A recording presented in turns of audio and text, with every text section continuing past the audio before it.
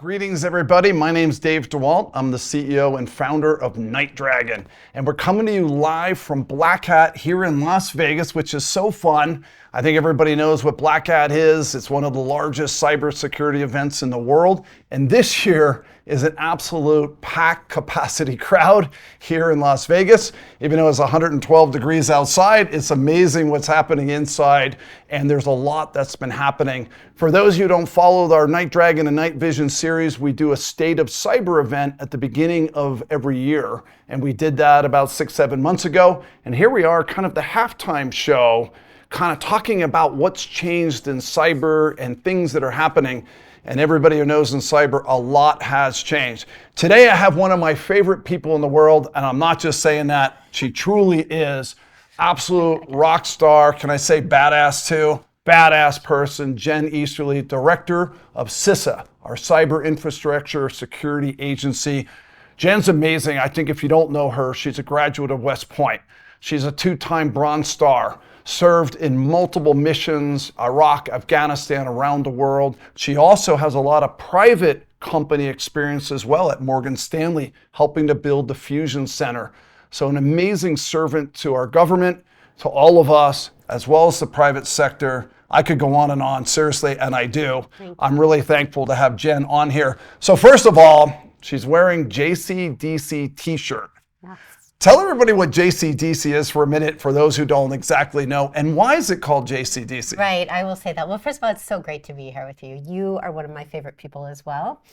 So JCDC stands for Joint Cyber Defense Collaborative. So this started with the Cyberspace Solarium Commission, if you remember, very distinguished board of experts that came with a bunch of recommendations. One of them was the US government needed to set up one platform to bring together all of the agencies across the federal ecosystem, CISA, NSA, FBI, Cybercom, anybody who had a role in cyber, to face off to the private sector in a more coherent, cohesive way for anything that was cyber defense operations or planning related. And in the legislation that came out of the recommendation, it was called the Joint Cyber Planning Office, the JICPO.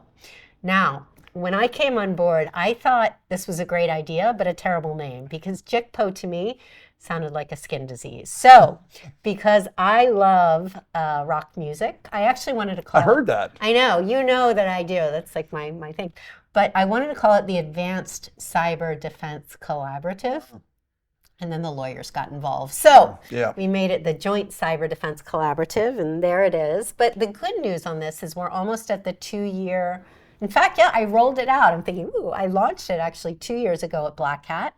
And so it's been 2 years, and it's grown from, I think, like 12 companies to 300. And it's hard to underestimate the transformation that we've been trying to cultivate. And you and I talked about this even before I got confirmed, because it's really about a different type of partnership.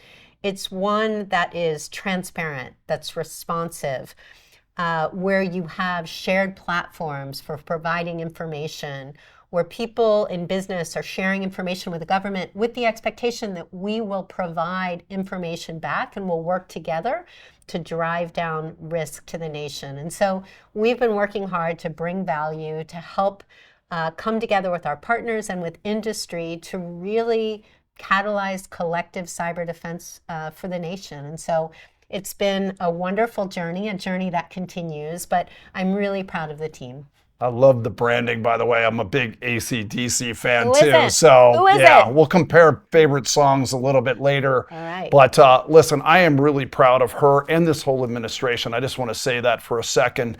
The progress we have made in the last 2 years under your leadership particularly, but the whole administration's leadership's been amazing. And public-private partnership's important. You just kind of alluded, it takes a village in cyber in a lot of ways. And talk a little bit about some of the programs. One of them that I really found as somebody 20 years in this industry, if we don't harden security at the time we develop it, you can't stop it later.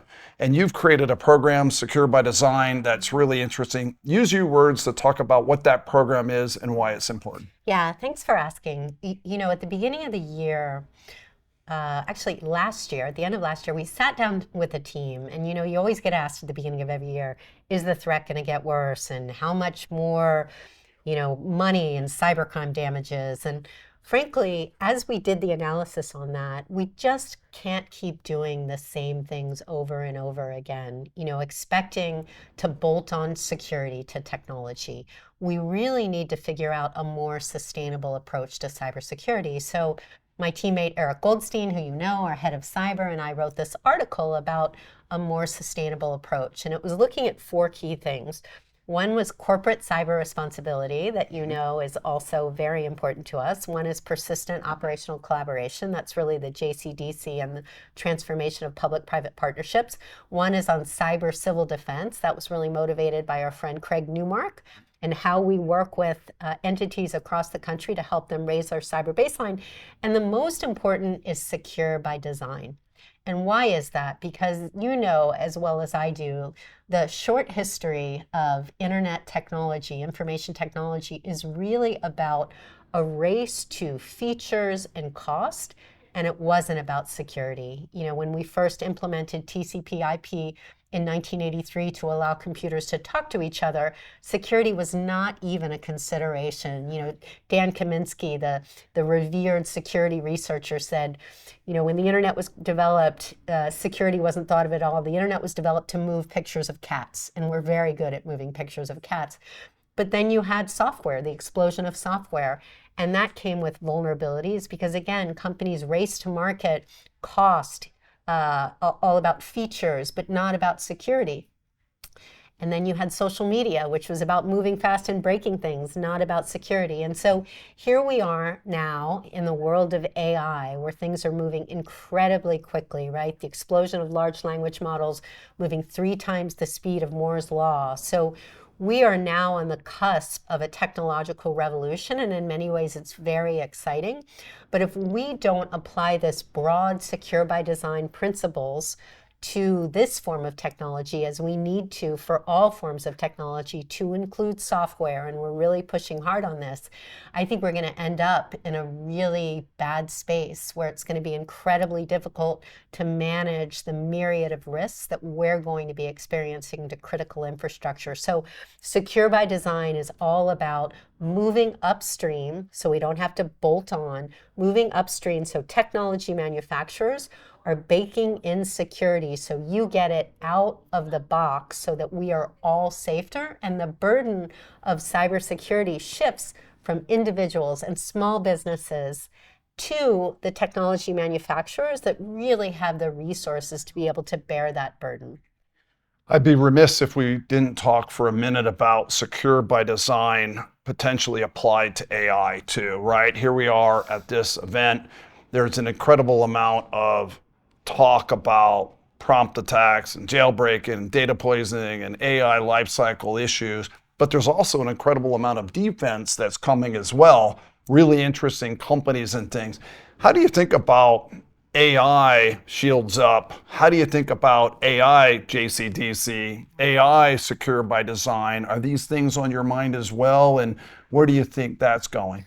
Yeah, they're on everybody's mind, right? I mean, I have to say, if it was a year ago, we probably wouldn't be talking about this, right? I mean, when we saw in November the release of GPT, it's like the world cracked open, right? And things have been accelerating in terms of the integration of large language model capabilities into all forms of technology and into critical infrastructure. And in many ways, as somebody who strongly believes in the entrepreneurial mindset, innovation is a core value of CISA, it's exciting, right? It's exciting, but our fundamental role at CISA is about risk reduction and risk management. And frankly, I think it's the responsibility of leaders to be able to tap into the power of imagination, but avoid the failure of imagination. And so even as we figure out how to use these capabilities in amazing ways to keep us safe, we do have to think about how they can be used by adversaries, by terrorists, by criminals, by rogue nations